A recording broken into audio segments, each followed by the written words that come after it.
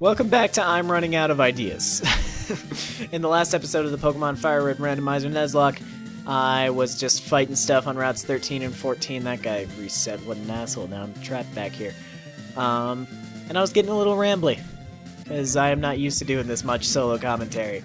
And this is the 5th consecutive video I'm recording, but I'm still having fun. I'm playing Pokemon all by my own self. Summer has started. I just died because of Doduo Bull to the SHIT. That was Bull to the SHIT. And I'm having a good time. What I was gonna say at the end of the last episode, but I got cut off. No, I didn't get cut off. I made it a cliffhanger for you guys because I want to build suspense in this Pokemon Let's Play. Was that I think it's a little bit dumb the way that the American school system handles days off. I know that's a serious thing to say in the midst of the Pokemon Fire Red monotype run, but I still think it's true. Because other countries, I don't know how common this is, but I know in some European countries at least, children still spend about the same amount of time in school as American children do, but the breaks are a lot better done. Like it's like a 2-week break every other month or something like that, instead of this enormous 10-week break in the middle of the year that we Americans do. I don't know why I'm saying we Americans. My fan base is like 95% American last I checked. But we do this thing where summer is just this time when we're like, you know what, we don't want to teach our children. So we're just going to stop it for a while and let them hang out. Let them just be free for very long. And that's where the summer slide comes in. And that's this thing where kids, you know, have not been using their minds for much. Oh, hey there, biker dude. What are you looking at? I was running behind you. You turned around and looked at me. What are you looking at, sir? Come on now. I'm trying to talk about the summer slide, and you're interrupting with your weird looks and your Pokemon battles, and your I am not paying attention, so all of my Pokemon are gonna faint. But the summer slide is this thing that happens in a child's brain when they have not been in school for the last, 10 weeks, and they forget a lot of the smaller details of what they've learned in school the previous year. So that's why, like, every American child is brain dead for, like, the first freaking month of the school year. That's why at least the first week of school, at least in my experience, has always just been like, alright, well, this is what your, it's math, so this is what your math teacher last year should have told you. And we're like, oh yeah, we almost remember that, but can we maybe spend a lot of valuable time on just relearning something that we would still remember if summer was 2 weeks long and just occurred more often? And by summer, of course, I mean huge days off of school. But I don't know, I'm a lazy teenager, so, part of me is like, yeah, this is not the most rational plan. And another part of me is like, whoa! Wow. I am sorry. That sounded bad in person. I might have to cut that out. I forgot I had been talking for 50 minutes straight. And that my voice cannot go a whole lot higher than I'm doing right now. And I tried to do a woo. It sounded like a cat was orgasming while it died. Whoa! So, I'm having a good summer. I don't know how your guys has been. I'm assuming most of the people watching are pretty far into summer at this point, because, again, most of you guys are American. Not to say that summer doesn't exist in other parts of the world. I'm using it interchangeably with the time when we don't do school. But it's on my mind, I'm still in the first 24 hours of it. I'm 23 hours exactly into summer, as I just glanced at the clock on my computer. And this guy always goes with bird Pokemon. He's dedicated himself to them. I respect. See, I always go with normal Pokemon. But I'm not stupid. My team is not Pidgey-Pidgeotto, Pidgey-Pidgeotto, Pidgey-Pidgeotto, Pidgey-Pidgeotto, Pidgey-Pidgeotto. It is Pidgey-Pidgeotto, Spearow, Clefable. Ooh, you want to learn Feather Dance. I think that just fucks up my opponent, right? Yeah, it just destroys their attack stat. That's fine. I haven't used Gust in millennia. So, alright. Anyway, I'm monotype better than that guy, was the purpose of that little rant. And, I've got summer on the mind. That's what these 5 minutes have been. Good lord, Lucas. Back to the game. Let's check out Route 14. We got a lot of bird people here.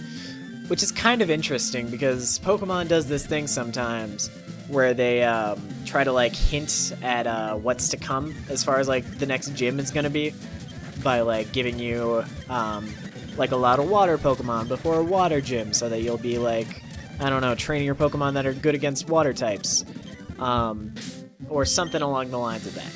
And I don't know why there's so much emphasis on birds in this part of the game. I always thought that was a little weird, because the gyms that I can fight at this point are Poison and Psychic.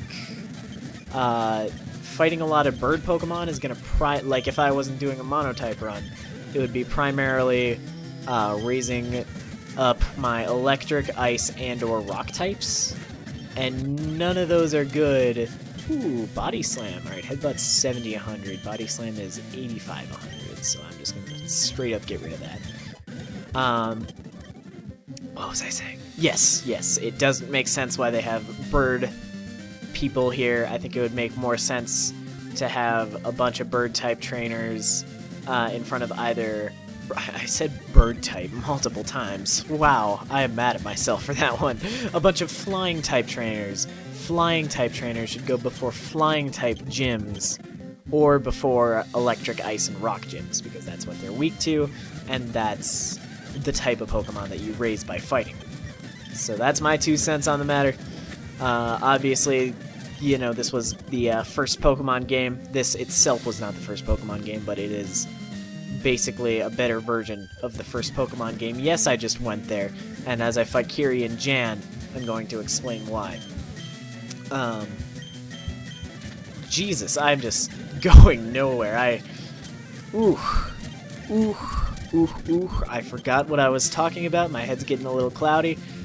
Maybe I should have weeded myself into this consecutive videos thing, or at least done it with a partner.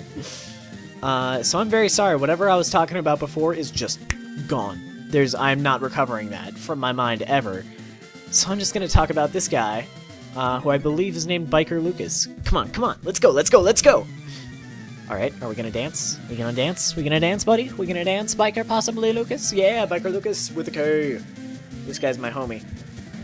Every time I play through Fire Red, I pay him a special visit for having German heritage or something. Whatever, you know, why do I do that? Why do I do that all the time? Because he's slow, make me rest. I just want to get slow. But yeah, this guy maybe has some German or Austrian heritage in him, which is what caused his parents to name him Lucas with a K. That was at least, you know, our motivation. I'm a quarter German. That's what kind of white I am, if any of you were wondering. But yeah, I always pay this guy a special visit because he shares my name, which, where I live, is not super common. But for all those of y'all who think Lucas with a K is more common, I mean less common, you're right as far as the US goes, but hey, you know what the most common name in Austria is? I'm just gonna pop it up on the screen. That's right. What's good? You go to Austria, there's Lucases galore. Like probably 1% of the population is named Lucas, and that's a lot for a single name. Because I don't know if you realized, but there's more than 100 names in the world. And this Grimer is an asshole. But there's more than 100 names in the world. So if your name is 1% of a population, it's pretty common. This was a PSA about names, as I fight bikers who I should be joking about instead. Also, I wasted a bunch of Hyper Fangs forgetting that Shockwave hits literally every time. So that's just the kind of Pokemon mastery that you can expect over here at Not2_. Thank God I didn't just die there, because that would put me back a little bit in supplies. And man, it has been a while since I've Nuzlocked, you know? Just like on the idea of fainting Pokemon, I'm just realizing how blasé I am about it most of the time. Like, if a Pokemon of mine faints in, like, probably 7 out of 10 runs that I do, I'm just like, whatever, I got revives. But if they faint in a Nuzlocke, I'm like, no! I think I almost cried about it once. Oh, future Lucas, pull up a clip of past Lucas losing a Pokemon in a Nuzlocke. That'll be funny. Are you freaking kidding me with that? Are you serious right now? Are you serious? You're paralyzed with a chance to flame, and yet you still get 4 double slaps off? You just want to ruin my big happy family, don't you? I had such a happy family going for the last few episodes, and now it's destroyed because screw you. So that sucked. That's the second Echoes of my guy.